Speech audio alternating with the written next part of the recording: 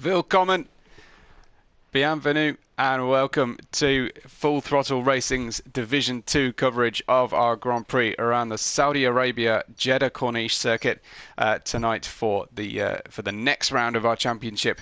My name is Webbo. I'm here to take you through proceedings tonight as usual. And welcome to Oreo and to AP Marg, who join us already. If you haven't already made a comment and told us who you're here to support, then please do so. I'd love to know who's watching and who's watching who, so to speak. I hope everyone's doing well. Looks like we are pretty light on the amount of load shedding tonight, so we've got a good, strong field for you. And I can take you through the current standings before the cars get out on the track and running their attack laps in Q1. So in the drivers' standings, Umer leads the way on 124 points from Martin on 99. Then comes Pantry Star on 87 with a strong last couple of races. Pantry Star. Avalak holds on to joint fourth place with Chums on 67. 10 points further back is 02 Cool in sixth place. Then we have on 53 Bunyiz, 52 Top Gun. Joint ninth place is Uzi and Super D with points for everyone so far in the 18 strong championship. I think we were expecting 14 or 15 to race with us tonight. Exactly 15, which is great. Then that's the way everything stands. Bertz and Jacques looking for more points. They've only scored one each at the moment, so that would be a big news if they can bring the car home for points today. And then we've got our combined constructor championships, combined across Premier Division and this Division 2.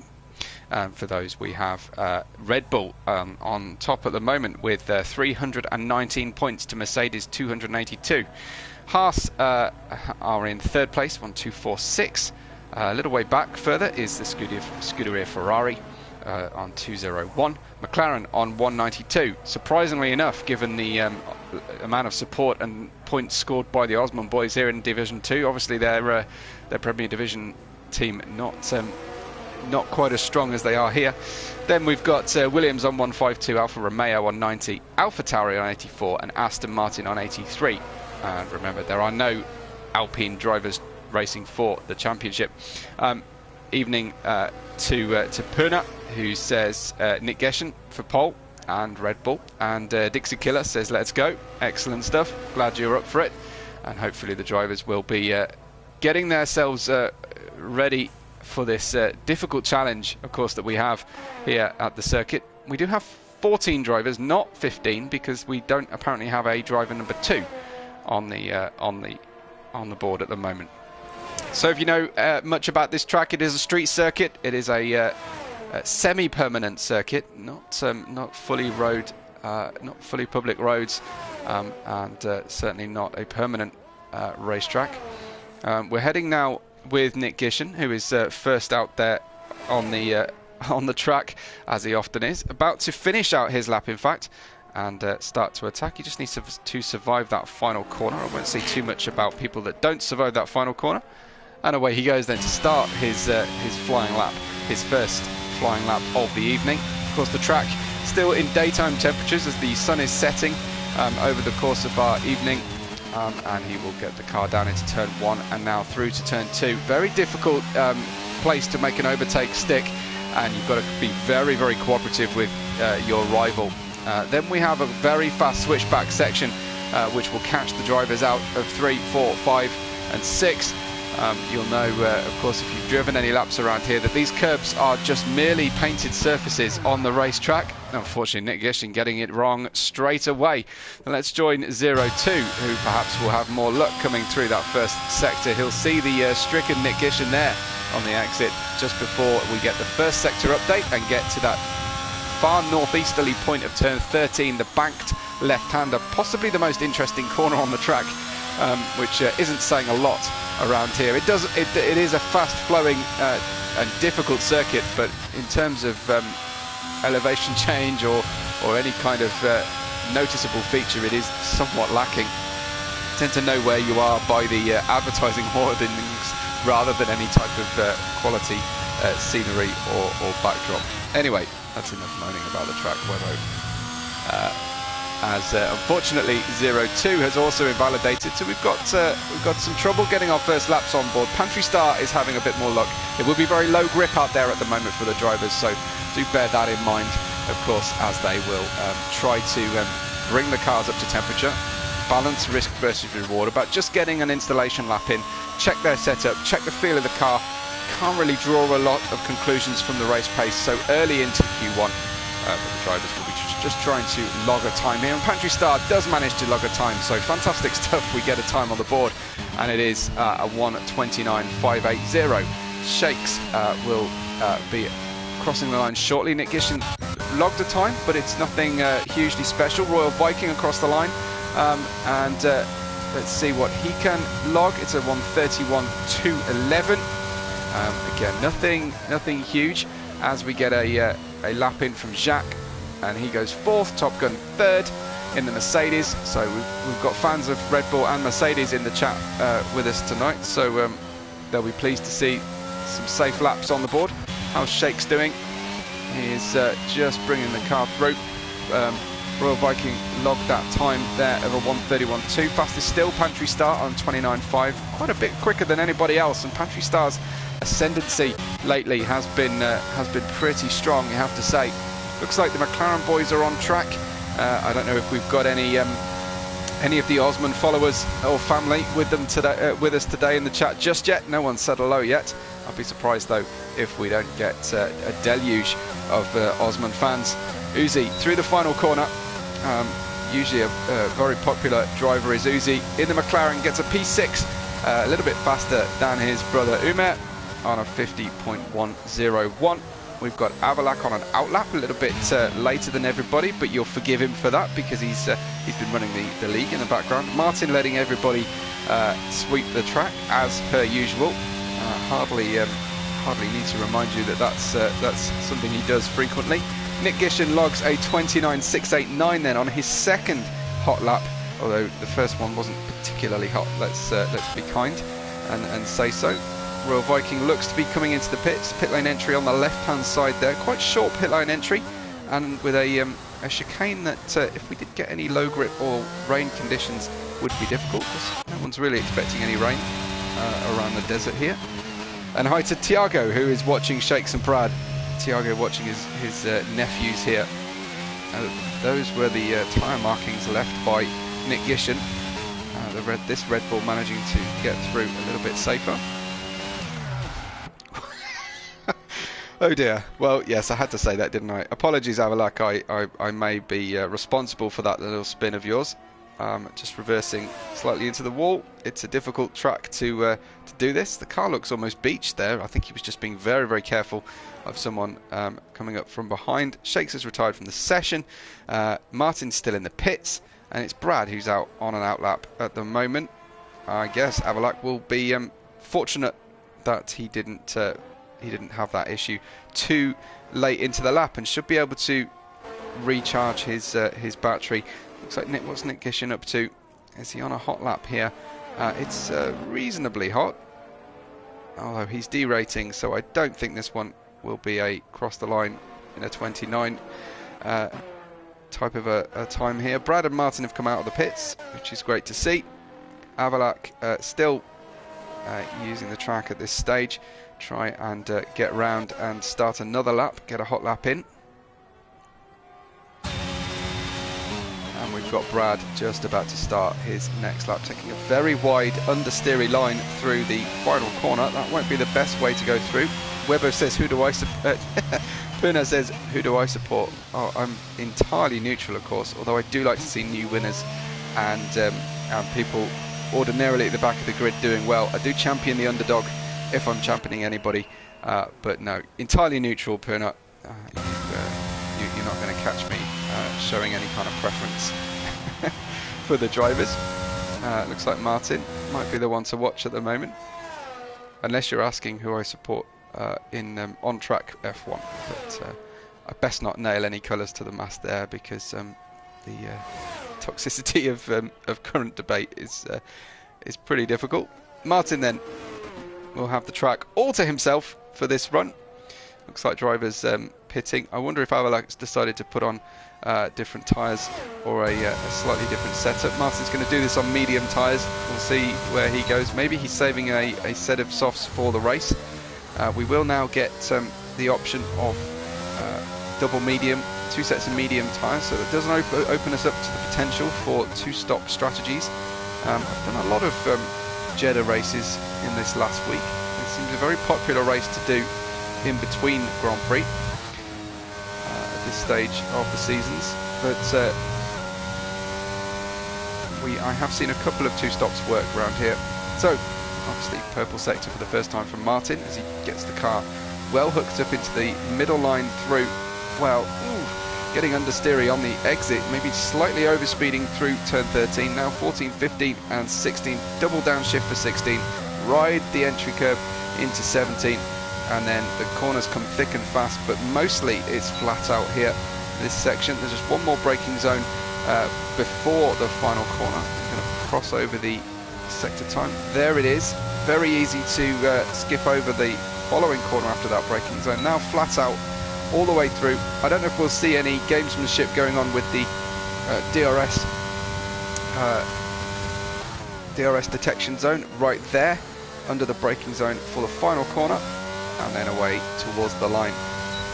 Full throttle, stretch for the line, stay on the inside if you wish, and a 29.3 is a very good time on medium tyres. So very healthy lap there from Martin on medium tyres. Absolutely nailing that one. Jacques is on the track. Brad is in the pits, having not set his time still. We stand to not lose anybody from this session, so it's a little bit of a dead rubber, but it's an indicator of form and how everybody's doing.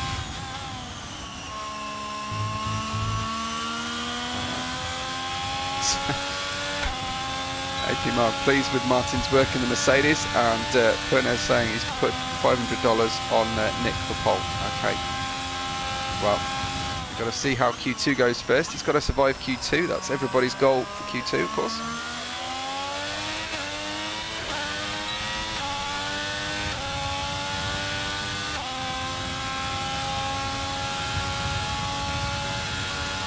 Here is Jacques' next attempt at a valid lap. Really, the car absolutely crawling through turns 1 and 2. Build the speed before braking again at 50-metre mark for turn 3 and 4. A little bit of short shifting going on here. In fact, I'm not even sure that we're pushing on this lap, are we? Jack does seem a little bit tardy through a few corners. Got away with a trip up outside of track limits there. It's not looking too bad, but with still 80% ERS left. How did Avalak? Avalak's still valid on his lap as well.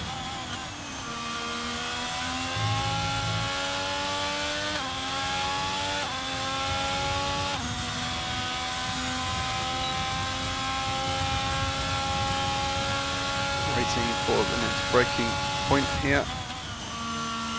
And it's this right-hander now where cars can run wide and the curb can spit the drivers off into the wall. DRS open again, down then towards the final corner, DRS detection line. And you want a late apex through here, lots of speed, and then pick up the throttle once again. Jack with a valid time, 31.5. Avalak, his next lap, he gets a 5th place on a 30.912. So still waiting for Brad to set a lap. I don't know that Boutnies will. I think Boutnies might be one of the drivers serving the quali ban. Let me. We did have some news on that. Yeah, Boutnies and Brad. So Boutnies suffering a quali ban and is not allowed on track. And Brad has to serve a 3-place penalty on the finishing result today. 3-place penalty on finishing for Brad today. Will be interesting to see. So let's try and make a note of that one. Please remember that for me, folks, if I forget and get excited about a result for Brad tonight. Down we go towards that last corner. Turn 27 officially, but we could get rid of a number of the corner numbers, couldn't we? Many of them are nothing really to write home about. Across the line, a 30.774 for Brad, and that marks everyone having set their first lap times. We'll see Brad safely into the pits, I imagine, and then hopefully the drivers will retire from the session and help us get along onto Q2. So I'd like to know your predictions for the cut-off time for Q2. If you can give me one. We'll have obviously 4 drivers eliminated from, I think actually 4 drivers eliminated from Q2, none from Q1. Nobody has binned it to the extent that the car won't run any further. One of them will be Bunyi's, one of those eliminations, because he won't be running. It's pretty punishing, isn't it, to show up on time for your race and then sit out the first almost hour because you're serving a quali ban. But such is the steward determination from incidents in the previous race.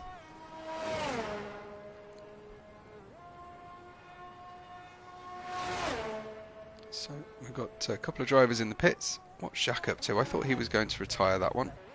Well, he's invalidated this lap. He's going to make us watch him, I think, all the way round as into the pits comes Brad. Welcome if you're just joining us. We are just finishing up Q1. Martin on top on a 29.389 on medium tyres as well from Pantry to Star. Nick Gishen 0-2 Brad and Avalak top 6. Gerhard Botta is here for Nick as well. What's all this love for Nick suddenly? Why is he getting all the plaudits? Is this just because it's the Red Bull family here?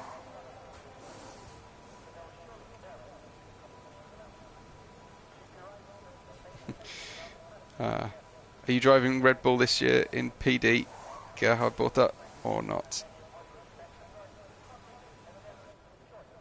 Jacques has invalidated, will be coming into the pits, 31.583. Well, like I say, I think we'll get more drivers in the 29s. We will almost certainly get the likes of Martin and Umer into the 28s come Q3. But for now, that is Q1 done and dusted. As soon as Jacques decides to retire, let's go. There we go. Well, we've saved about 2 or 3 minutes of Q1 at least. So there we go.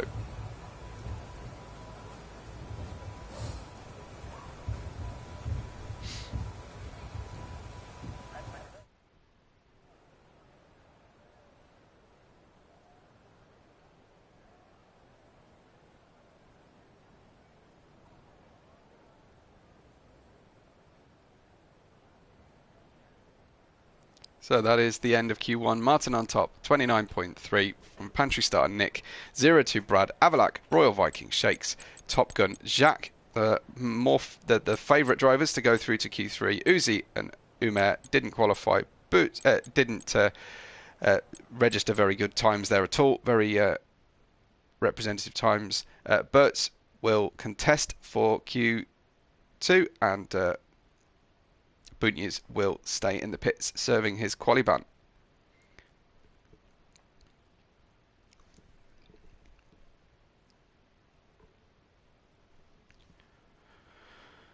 So what's going on in the world of the Premier Division at the moment? I haven't caught up just yet. Let me know who's driving well and who your favourites are for Premier Division as we hit the we're just past the halfway point of our season, our 11 race season so far. We'll wait with 15 minutes to go in Q2. Remember, we've got Division 3 tomorrow as well to enjoy on the channel. Make sure you subscribe to the channel and you'll find out exactly when that will all go live.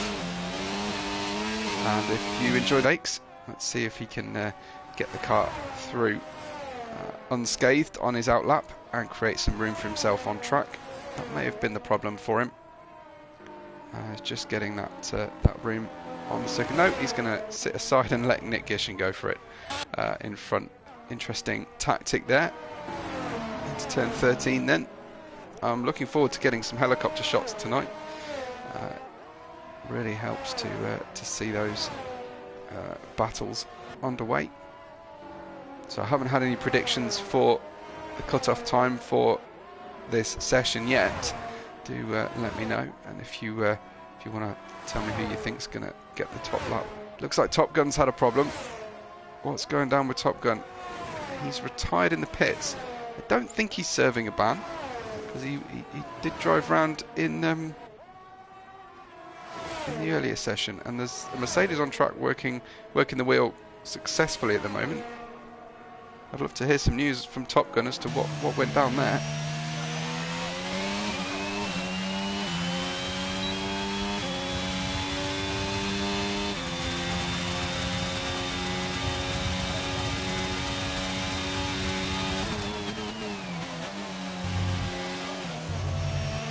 Maybe he left the session.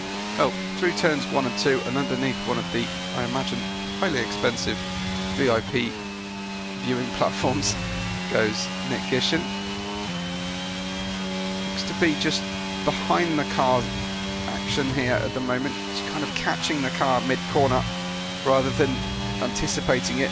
Maybe that's a little bit of understeer that he's hoping to smoothen out as the track evolves. Into turn 13 then. Nice tight line through there.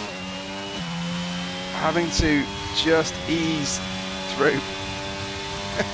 And I've got news from Top Gun. He was having a sneezing fit and has retired from Q2. That is, it's rare for me to get a new racing driver excuse, but that is definitely a new one for me. So, bless you, or whatever they say in Afrikaans for bless you, Top Gun. As Nick Gishen flirting the track limits through the corner, and now has just a long sweeping left before the final corner to go.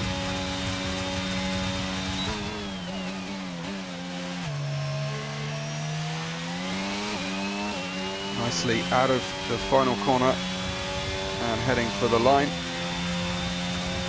and it's a 29.3. It's faster than any time we saw in Q1. Appropriately enough, Shakes on a 30.6. We've got the Ferrari coming through of 0.2. We've got, is that Royal Viking? No, it's Bert's coming through across the line here. He gets a 31.9. Next up is Jacques, who secures a 31.2. We've got the McLaren pairing, Umer and Uzi. Umer behind Uzi, getting a tow here out of the final corner. A lot of trust between the brothers as they cross the line. Uzi fourth, 30.9. Pantry Star 29.7. Sorry, 29.4 for Pantry Star. Umer 29.779 in third place, leading the championship, but with two of his championship rivals in front of him at the moment in Q2. Maybe he's just keeping his powder dry though, not ragging the car too much, not showing his hand. And invalidation both for Martin and for Avalak on these current laps. I've got some work to do to get through to the next session. Royal Viking hasn't logged a time either, and he's up in front of Martin, who gets, I think it's Martin with connection problems. That didn't look an entirely natural way through turns 1 and 2. So hopefully things will get a bit smoother for us on board.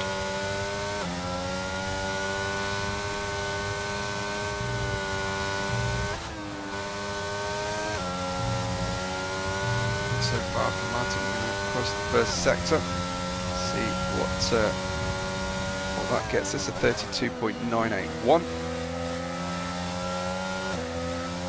It's not seeming to put too much pressure here on the Aston Martin in front of him.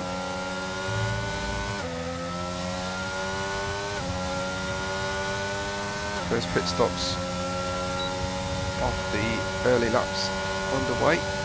Martin could really do with a way past this Aston Martin, but I think they're both on flying laps, so maybe that's on Martin for not creating enough space for himself. He's going to try and ease his way around the outside. He's got DRS, of course, as has the Aston Martin, so we're looking to try and get that stopping point as he tries to. They're both sort of in each other's way, and they make contact on the final corner. That was 50-50 for me. Martin hit the wall before he hit the Aston Martin, and doesn't want to finish this lap. That was the lap's ruined for both of them, not giving you enough room on track perhaps. So there's a little bit of work left to do. Is Royal Viking and Martin able to put a lap in on their next attempt? Should get 2 more attempts though, of a combination of out, fast and in laps. Have a look. A bit more success on his first fast lap. Now at 30.0 into 4th place so far. Brad set his time on medium tyres, or at least he's put medium tyres on now. That might be more likely. Yes, indeed. Coming up to cross the line then. Slow lap for Brad, but I think that was a charge lap on these mediums. Saving a set of softs for the race, potentially. Scrubbing a set for the race of mediums, which may not be great. Gets a little squirrely going through turn 3 and brushes the wall. This might just be about scrubbing a set of mediums for optimal heat up in race conditions. Doesn't look like he's taking the track particularly seriously or pushing the car very hard. Jack has invalidated this one, so I'm looking for a driver who might be on a fast